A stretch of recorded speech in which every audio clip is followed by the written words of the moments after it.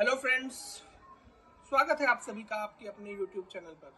मेरा नाम है उज्जवल कुमार उपकार और 69 बीपीएससी में मेरी रैंक 1 है। तो आज हम लोग 17 बीपीएससी की जो प्रीलिम्स जो 13 दिसंबर को होने वाले हैं उसकी स्ट्रेटजी पर ज़्यादा बात न करते हुए ये बात करेंगे कि अंतिम 7 दिनों में आप क्या करें, और उससे भी जरूरी इस वीडियो में हम ये बात करेंगे कि अंतिम 7 दिनों में आप क्या न करें। तो हम इस वीडियो को 2 पार्ट में बांटते हैं, एक तो स्टडी से रिलेटेड और दूसरा नॉन स्टडी से रिलेटेड। और आप देखेंगे कि जो प्रीलिम्स के एग्जाम में 7 दिन बचे हो तो दोनों ही पार्ट जो है काफ़ी इम्पोर्टेंट होते हैं। तो सबसे पहले हम लोग बात करते हैं नॉन स्टडी से रिलेटेड कि आपको क्या क्या करना चाहिए। सबसे पहले अगर हम बात करें तो आपको 8 घंटे की नींद लेनी है। आपका स्लीप साइकिल काफ़ी बेटर होना चाहिए। स्लीप साइकिल बेटर होने का मतलब है कि जैसे एग्ज़ाम 12 से 2 है, जिसमें 11 बजे आपकी एंट्री बंद हो जाएगी, तो आप कैसे भी 10 बजे पहुंचेंगे एग्ज़ाम सेंटर पे, और उससे पहले के जो 2-3 घंटे होंगे, यानी अब 7-8 बजे या 6 बजे आप उठ जाएंगे, तो आप रात को कितने बजे सोएंगे ये आपको देख लेना है कि 10 बजे के आसपास, 11 बजे के आसपास, आप लेटेस्ट 12 बजे के आसपास आप सो जाए रोज। जो आप अगर रात में भी पढ़ाई करते हैं तो कम से कम अंतिम 7 दिनों में जो एग्जाम की वो है उसके अनुसार जो है अपना टाइम टेबल कर ले, जिससे क्या होगा कि आपका माइंड जो है 12 से 2 में एक्टिव रहेगा, और जो है जो क्वेश्चंस आपको बहुत जो है कॉन्शियस मेमोरी में भी है वो आपको जो है रिकॉल होंगे। दूसरा है कि आपका हेल्दी डाइट आपका होना चाहिए। आप बाहर का ना खाएं, आप तेल मसाले को इग्नोर करें, और जो कोशिश करें कि आप जो है जूस पिए और हल्का खाना खाएं।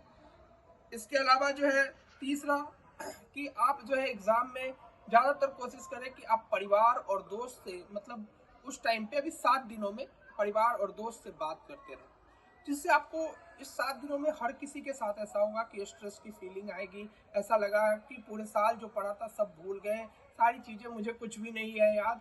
तो ऐसे में आपको क्या करना है कि आपको अपना जो आपका दोस्त है या इवन जो आपके पार्टनर है, ठीक है, गर्लफ्रेंड बॉयफ्रेंड भी हो सकते हैं, इसके बाद जो फ्रेंड भी हो सकते हैं, माँ बाप भी हो सकते हैं, भाई बहन भी हो सकते हैं, कोई भी हो सकता है।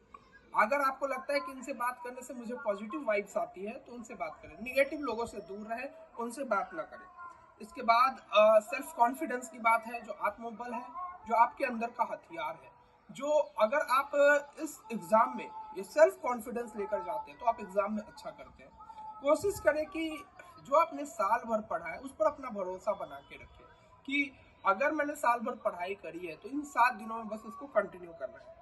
और लास्ट मोटिवेशन की बात है, जो नॉन स्टडी वाली बात है उसमें मोटिवेशन की बात है, तो अपने सेल्फ से मोटिवेशन जगाए। सोचे कि हमारी इतनी लंबी जो प्रिपरेशन का पीरियड रहा है उसमें अंतिम 7 दिनों में कोई फर्क नहीं पड़ेगा, अंतिम 7 दिन मेरे नॉर्मल चलेंगे। और पढ़ाई के घंटे आप जो है बहुत ज़्यादा न रखें, आप 7-8 घंटे मैक्सिमम रखें, आप 12-14 घंटे पढ़ने की कोशिश ना करें मेरे हिसाब से, क्योंकि आपने अगर साल भर पढ़ाई करी है तो ये बहुत ज़्यादा होगा। अब हम स्टडी रिलेटेड दूसरा सेक्शन कर लेते हैं कि आपको सबसे पहले क्या करना है।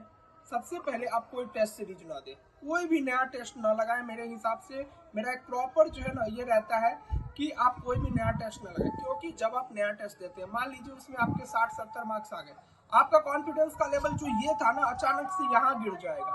तो आप अपने पे भरोसा रखें। और दूसरी बात, टेस्ट का जो लेवल होता है ना वो बीपीएससी के एग्जाम के लेवल के हिसाब से नहीं होता है। कोई भी कोचिंग का जो टेस्ट सीरीज है या कुछ भी है वो मटेरियल का लेवल उस लेवल का नहीं है। तो आप कोशिश करें कि आप बीपीएससी के प्रीवियस ईयर्स क्वेश्चन देखें, अगर आपका ज़्यादा मन है तो आप यूपीएससी के प्रीवियस ईयर क्वेश्चन देखें, लेकिन कोई टेस्ट सीरीज ना दें। दूसरी बात, रिवीजन। आप मल्टीपल टाइम्स रिवीजन करें, जितना ज़्यादा से ज़्यादा हो सके। रिवीजन का असली मतलब क्या होता है कि अगर आपके 20 पेज के नोट्स हैं तो फर्स्ट रिवीजन में वो 10 पेज के हो जाने चाहिए, सेकंड रिवीजन में वो 5 पेज के होने चाहिए, और एग्जाम तक आते आते वो 1 पेज का हो जाना चाहिए। जो आपको याद होता जा रहा है उस पर टिक करते जाए, और जो आपको नहीं याद है उस पर स्टार मार्क करते जाए, उसको अलग कॉपी में फिर से लिखे। कोशिश करें कि ज़्यादा से ज़्यादा शॉर्ट करें, और लास्ट दिन जब जो स्टार मार्क वाले हैं सिर्फ वही पढ़े। तीसरा, करंट अफेयर का सेक्शन बहुत इंपॉर्टेंट है, और इस 7 दिनों में आपकी जो है तकदीर बदल जाएगी अगर आपने अच्छे से करंट अफेयर किया। करंट अफेयर का सेक्शन 35 क्वेश्चन से लेकर 40 क्वेश्चन तक भी आता है। तो बिहार करंट अफेयर और जो है national current affair, international current affair, games, ये सब आप अच्छे से कर लें। इसके जो इम्पोर्टेंट थीम्स है मैं बता देता हूँ कि इस साल की इम्पोर्टेंट थीम्स क्या है और उससे क्वेश्चंस रहेंगे ही। सबसे पहले तो ओलंपिक्स एंड पैरा ओलंपिक्स से क्वेश्चन रहेगा ही रहेगा। भारत रत्न कर्पूरी ठाकुर को मिला है, उससे क्वेश्चन रहना ही चाहिए। तीसरा, आप 4 जो ग्रैंड स्लैम इवेंट्स होते हैं उन चारों को कर ले। टेनिस के T20 वर्ल्ड कप इंडिया जीता था 2024 में, उसको कर ले। इसके अलावा जो है आप Man Booker Prize, International Man Booker Prize और बुक्स एंड ऑथर्स जो रिसेंट में लिखे गए हैं, खास करके किसी अच्छी पर्सनालिटी के द्वारा लिखे गए जो सब्जेक्ट का ज्ञाता है, तो उसको कर ले।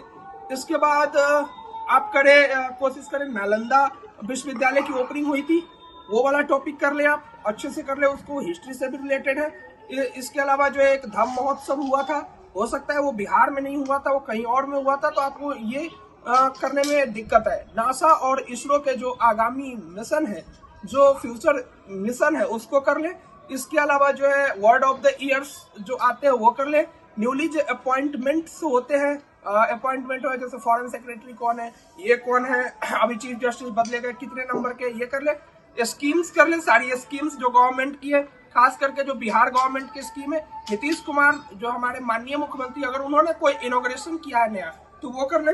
इसके अलावा जो है आप बजट और इकोनॉमिक सर्वे को अच्छे से कर ले, उस पर 50-50 MCQ लगा ले, ताकि जो है ये रिवीजन पर्पज से, कोई टेस्ट नहीं देना आपको, रिवीजन पर्पज से उसको बार बार कर ले। अगर आप इतना कर लेते हैं और आपके अंदर सेल्फ कॉन्फिडेंस है और अगर इन चीजों को फॉलो करते हैं, तो निश्चय ही जो है आप जो है एग्जाम में अपना जो है बेस्ट परफॉर्मेंस दे पाएंगे।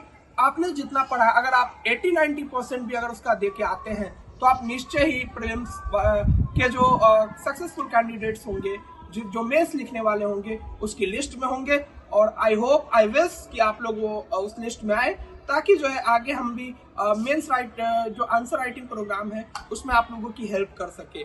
और इन्हीं शब्दों के साथ जो है आप लोगों को बहुत सारी जो है शुभकामनाएं देते हुए कि आप लोग अच्छे से करें और प्रीलिम्स में अच्छे मार्क्स लाए, इतने अच्छे मार्क्स लाए कि आपको कटअप का कोई इशू हो ही ना।